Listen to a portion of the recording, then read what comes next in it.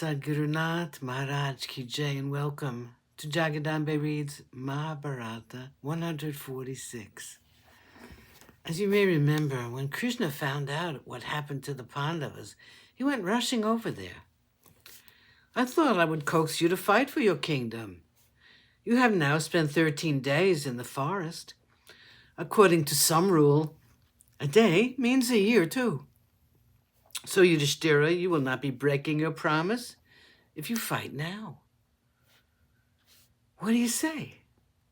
Yudhishthira smiled at Krishna and said nothing. Krishna smiled too and said, "It will be as you wish. But their end is near. We will see you king very soon. I will place the crown on your head with these, my hands." You can be sure of that. Krishna took leave of all of them one by one.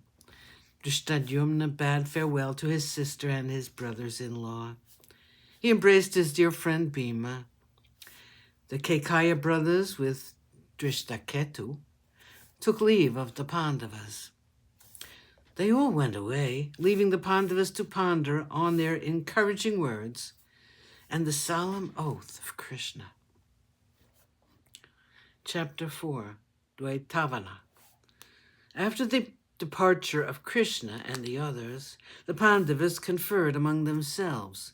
Yudhishthira said, "We have to spend 12 years in a forest which is not easily accessible to the people in the city. It must be a place inhabited by good people, the rishis. Where shall we go?" Arjuna said, "You are our guru. You know more about these things than we do. Let us live in a place favored by you. I have a feeling that the forest, called by the name Dvaitavana, will suit our purposes admirably. I have seen it during my Tirthayatra." Yudhishthira approved of the suggestion. They left the Kamyaka and proceeded toward Dvaitavana. They were there in a very short time. It was a very beautiful and picturesque forest. It looked more like a wild, untended garden than a forest.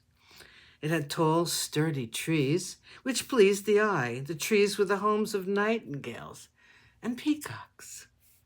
Yudhishthira went to the rishis in the forest.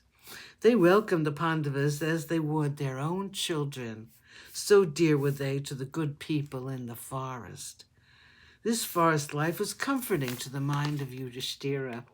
By nature, he was peace-loving. He enjoyed the company of the rishis who had renounced the world.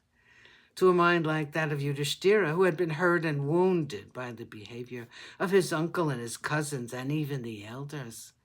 To a man who was a stranger to the mean qualities which he came across in Hastinapura.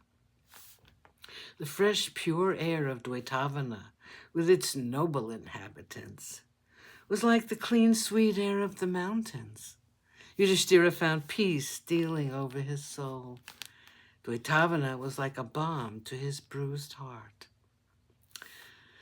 When they were in the ashram, which they built for themselves, the Pandavas had an illustrious visitor.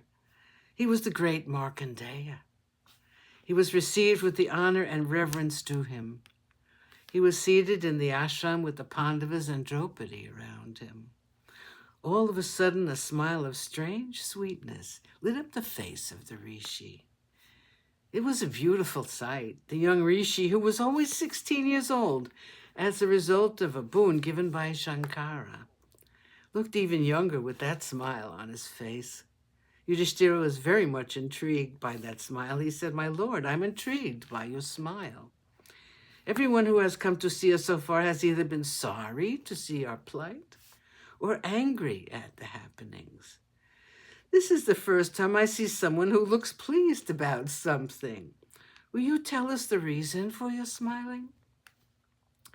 Markandeya was still smiling. He said, "I am not happy, Yudhishthira, to see your plight. On the contrary, I'm grieved to see you all like this. But looking at you, with your wife and your brothers, I thought of a very great and noble soul who was even like you." Sadguru Nath Maharaj Ki Jai. Thank you for coming. I hope you come again.